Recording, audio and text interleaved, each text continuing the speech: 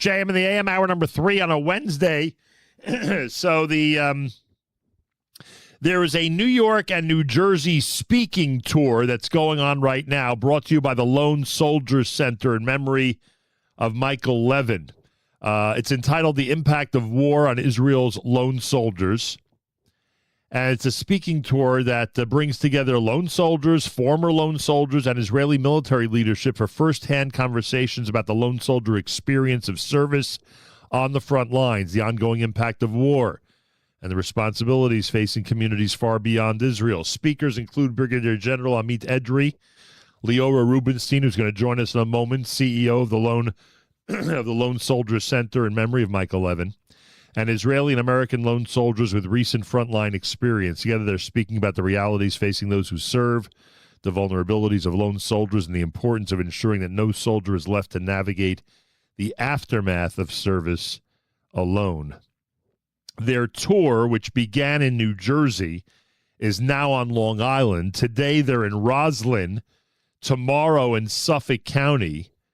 May the 8th, which is Friday, in Melville, Long Island. May the 9th in East Rockaway and Lawrence. And then Sunday, a Mother's Day brunch in Cedarhurst, Long Island. So essentially the tour is now out there on the Long Island area. And we'll find out more in just a moment. Liora Rubenstein, as we told you, is with us live via telephone. Lieutenant Colonel Liora Rubenstein is CEO of the Lone Soldier Center in memory of Michael Levin and with more than 3 decades of military service. She previously served as deputy advisor to the IDF Chief of Staff for Gender Affairs, playing a pivotal role in advancing gender integration across all areas of military service. For the last 7 years, she's been a driving force within the Lone Soldier Center. In the last 2 years, has been its CEO. She works closely with policymakers in the Knesset to expand benefits, protections, and long-term opportunities for lone soldiers, ensuring they are supported long after their service concludes. Lieutenant Colonel Liora Rubenstein, a pleasure to welcome you to JM in the AM. Wow, Nachum, thank you. Good morning to all of you, and thank you for inviting me to speak this morning. Kol hakavod latzahal. That's what I say. Great. You're right. Yeah, I'm right. I wish more people would realize it, but boy, am I right. And we've invited you, aside from the fact that my wife and I have the privilege of having a lone soldier in Sahel, that was not the reason you were invited on. You're invited on because of the incredible work the Lone Soldier Center is doing and because of this tour that you're on at the moment. You got to tell this audience, what is the daily responsibility of the Lone Soldier Center? You have a lot of lone soldiers in Israel. They come from all over the world, including obviously those who are Israelis who serve as lone soldiers. What is the responsibility on a daily basis of the Lone Soldier Center? Oh, okay. Good morning. So I can say that the Lone Soldier Center in memory of Michael Levin is support the lone soldier for some circle of life. First, housing. We know that the soldiers comes home, they have no one to see them, to take care of them, to make them the schnitzel, the something that the cake they love to eat, etc. And the Lone Soldier Center, by having housing for 200 combat lone soldier, female and men, help them to come home to see a hot meal, a fridge with a lot of food and fruits and everything they want, community that come to sit with them in Shabbat meals, guidance that sit with them and check how they are, how was their week on the army, if there is something that he can help them. It's changed all the perspective of lone soldiers that come alone at the end of the hour before Shabbat and need to run to check where they can make laundry, to buy something to eat, not to find themselves eating just tuna or corn all the Shabbat before they are coming back to more 2 weeks. So this is look like small things, but it's very important to lone soldier that he have something like our housing. Second, professional support. We have guidance, professional assistance that are knowing exactly every soldier that come to us, what he needs, what the problem with the commanders, what we can do for him. There is a lot of soldiers that have a problem, the units there, and they don't know to who to call to. The parents are abroad, who is Israeli, have no family at all in Connect. So to whom who can call? To the guidance in the center and said, I have a problem. Can you speak with my commander? Can you help me to change the way he treat me? He doesn't give me Yom Sidurim, the arrangement day that they must give them once a month. So all of this we do for them by the teams of the Lone Soldier Center. And there's three at this point, right? There's a Jerusalem, there's Tel Aviv, and Beersheba at this point, correct? Until this month, but in this month we expanded, and now we have 4 centers. We have one more in Haifa in the north. Wow. Because we understand that there is a lot of needs there in this area, and we wanted to be all over the country. Pretty amazing. Liora Rubenstein, Lieutenant Colonel in the Israeli Army, is with us, CEO of the Lone Soldier Center, in memory of Michael Levine. So how is this tour going? I mean, I know that you're traveling with actual lone soldiers who can give, firsthand accounts of what it's like to serve. What has been the reception? What's been the reaction of those who have been in the audience for these sessions so far? I can say that it's go amazing. There are so amazing people in the communities that met us, or in the JCCs or in the shuls. A lot of parents of lone soldiers that serve now in the army that comes to see what else they can do to their children and to the other that is coming forward. And it's very warmly to see the people in the U.S., the Israeli and the American Jews that wants to help the IDF soldier, the lone soldier, the Israeli one, or they come from abroad, and they are asking what we can do, what we can help to you. And I think after they hear the soldiers, the 2 soldiers, the American one, Rochi, and the Israeli one, Moti, that was in Golani Brigade, they are understanding what the help of the United States Jewish community and people do for us at the daily activities, because of the donation of these people, we can allow health treatment, therapy treatment to a lot of soldiers.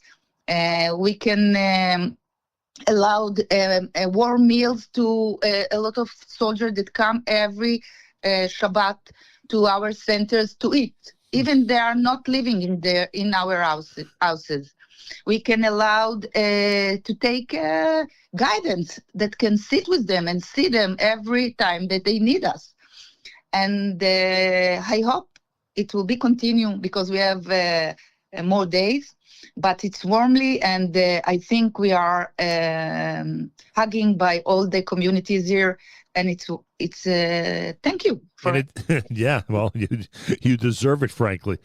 In addition to all these stops that I mentioned earlier that they're making on Long Island, I should note that this past weekend they were in Bergenfield, New Jersey, and that's what Liora is referencing, is these events that have taken place already. And then Monday they were in Middlesex County plus Staten Island, and then they started in the 5 towns in West Hempstead. So they've made the rounds. A lot of people have been extremely amazing, and the reaction's been great. Do you know where this Ruchi's from, by the way? You have any idea what city in the United States she's from? I don't know. I don't know if you know. From Ohio. From Ohio. Wow. So this young lady from Ohio rose to the ranks of captain in regular service and reserve, served in multiple rounds in Gaza and frontline intelligence roles, countering weapons and narcotic smuggling and thwarting terror plots. She developed war readiness training programs for special forces safeguarding Israel's northern border against Hezbollah. And the first woman, usually in these leadership roles, paving the way for other women to take on similar leadership roles in combat intelligence. She's gotten a bunch of awards, valedictorian recognitions, et cetera, et cetera. And Liora, I point this out because this is a young woman from the United States who obviously made a real difference in Israel's security. A lot of people don't understand that even lone soldiers from outside of Israel, including from the U.S., make a real difference, take real roles, and I'm not minimizing any other role. Every role is important. Everyone's doing, important work in the Army. But they're taking very serious roles, some of them very dangerous roles, and they're excelling at them. And I want people to understand that those who are attending, or those who are enlisting, rather, voluntarily in the Israeli Army, this is the type of work they're doing. You're right. Most of them, I can say, right, wants to go to the combat units. Also the women. I see all of them when they're coming to our center, and they intend to say, let us go to combat units. And they fighting with the army a lot of times to get these roles. And it's so amazing to see them. Before the war, I used to say, the lone soldier that comes from abroad, they don't understand the meaning of war because they're not born in Israel. Yeah, of course. Use the army like we are, that born there. And I now, after the October 7th, that I saw most of them fighting in Gaza and in the north. It's impossible to think that this child that didn't know anything about the IDF and how it's to fight in war, coming and fight for the national of Israel, for Am Israel, and want to be a part as everyone else with not fear, and to be at the most important roles in the combats that we have. Yeah. So trust for this attitude. I know. Trust me. We have trouble understanding it also sometimes. It's unbelievable. Yes. It really is unbelievable watching them go 6,000 miles to the east and insist on taking combat roles in the Israeli army. Kol hakavod, kol hakavod. Where are you from? You grew up in what city? Today I'm from Modi'in, Buchman neighborhood, if you know. Because I asked that because, like you said, people like yourself grew up with, with army and unfortunately with war and terror surrounding you. Obviously, the kids here didn't have that, thank God, generally speaking, didn't have that. And, we appreciate the luxurious life we've continued to have here. So that's why it's so much more difficult to understand. There's no question that, you're surrounded by many, many young people that want to take on the role that you described, but that people come to the United States and do it is amazing. All right. You're representing the Lone Soldier Center in memory of Michael Levine. So tell me about the aftermath. You made a point that the organization tries to deal with soldiers, lone soldiers, even after they finish their army duty. Is that a difficult transition for them? Are they dealing with issues, or you're just there as a support system if they need it? No, we there for support they're needed to navigate their life after they release from the army. Wow. And understanding what we can do for them to help them, the American ones or the immigrant ones, to stay in Israel. Even maybe I will say that the parents doesn't want them to stay in Israel. We try to see if they are wanted to stay here. We navigate their life. We give them a scholarship for students to go to learn. We help them to find works. Some of them after they finish the degree. Unfortunately, after October 7, we deal with a lot of release reserves soldiers that comes with trauma and needs to therapy treatment. So we speak with them with keeping their issues between our guidance and doesn't tell the army, because this is a point that they are very afraid that they will get out from the reserves units, and they prefer not to tell about their trauma and the sleepless night that they have.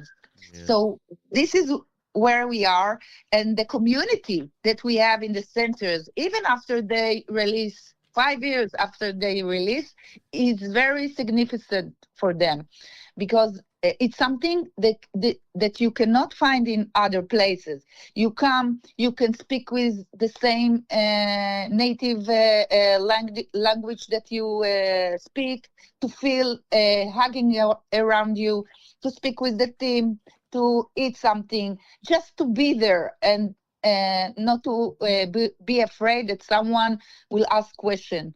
And it's very important to them, even these days after they are released and they have reserves or between reserves duty. Oh, I believe that. All right.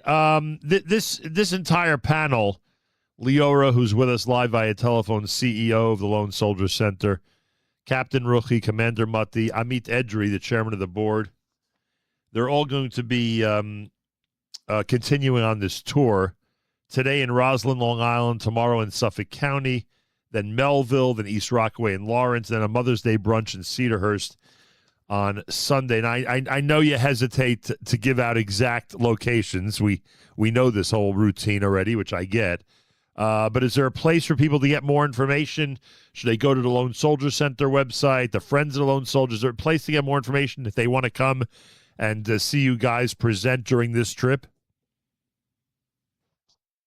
Yes, thank you. You want me to read the website? Yeah, please. Oh, okay. So I want to make it too. For the nation and the information of the tour, they can come, please, to Friends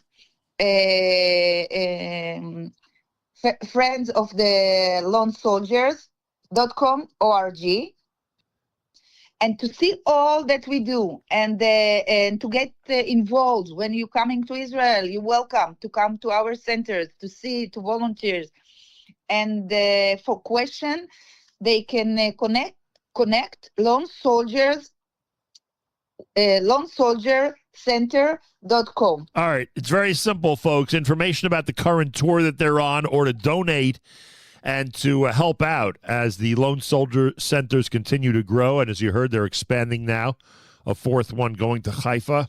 Friendsofthelonesoldier.org. Again, tour information to be in touch with them about them coming to your neighborhood next time they're around, or information about what's happening this week.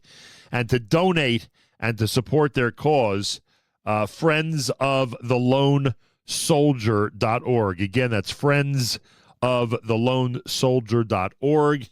For general information about visiting the Lone Soldier Center in Israel and general information about what they're doing, go to lonesoldiercenter.com. Again, that's lonesoldiercenter.com. Lieutenant Colonel Liora Rubenstein, kol hakavod, thank you for what you're doing. I hope the trip goes really well and that people support the cause. And kol hakavod, what can I say? This is a really good opportunity for people to meet lone soldiers who are on the front lines, who could tell real stories, real accounts about what it's been like over the last few years, and I think it's really important for our community here in this area. So kol hakavod, and thank you so much. Thank you, Nachum. Thank you for the opportunity, and thank you for all the people that listen and hosting us here in the tour, and to Amy Golding, our Chief Development in Africa. So thank you, everybody. Amy Golding is Chief Development Officer, folks. Arranged this whole conversation and obviously had quite a role, I'm sure, in arranging the whole tour. So kol hakavod to her. Website, information about the tour and to donate and support. friendsofthelonesoldier.org. friendsofthelonesoldier.org. General information about the Lone Soldier Center if you want to pay a visit or just find out more about what they're doing. LoneSoldierCenter.com. Kol hakavod. More coming up. It's a Wednesday morning edition of JM in the AM.